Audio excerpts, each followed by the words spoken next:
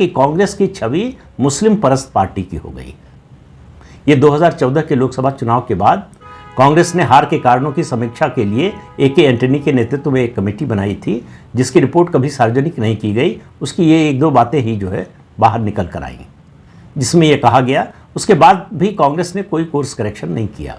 और शंकर शरण जी का मानना है कि इसी के कारण, इन घटनाओं के पूरे घटनाक्रम है, इसके कारण हिंदू कांग्रेस से दूर होते चले गए। वो कहते हैं कि महात्मा गांधी 3 दशक तक मुसलमानों को ब्लैंक चेक देते रहे और आखिर में पाकिस्तान भी दे दिया।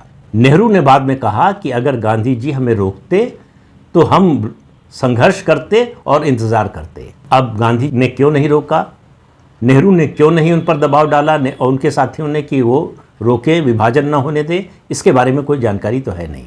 ये मैं अपनी ओर से कह रहा हूँ। मौलाना मोहम्मद अली और मौलाना राशिद अली कहते हैं कि ऐसे नेता गांधी जी को लगातार अपमानित करते रहे। तो गांधी मुस्लिम हितों की रक्षा के लिए, उनके संरक्षण के लिए खुद तो डूबे ही, बड़ी संख्या में हिंदुओं को भी लेकर डूब गए। और वीपी मेनन ने कहा है कि गांधी इसी मुस्लिम तुष्टीकरण, ये शब्द नहीं है उनके, लेकिन मुस्लिम हितों की रक्षा के लिए जिए और इसी के लिए मर गए। फिर शंकर शरण जी कहते हैं कि इस दर्दनाक इतिहास को भूलकर बहुत से हिंदू नेता इसी रास्ते पर आगे बढ़ते रहे। ये इतिहास की अवहेलना का परिणाम है। मुसलमान बड़ी चालाकी से इस्लाम को सबसे ऊपर रखे रहे।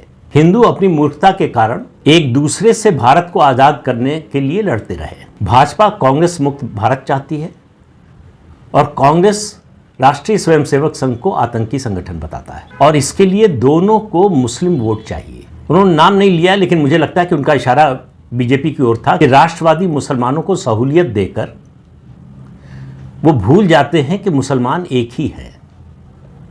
मतलब उनका कहने का अर्थ मुझे लगता यह है कि इस आधार पर आप अंतर मत कीजिए कि कौन मुसलमान राष्ट्रवादी है, कौन नहीं है।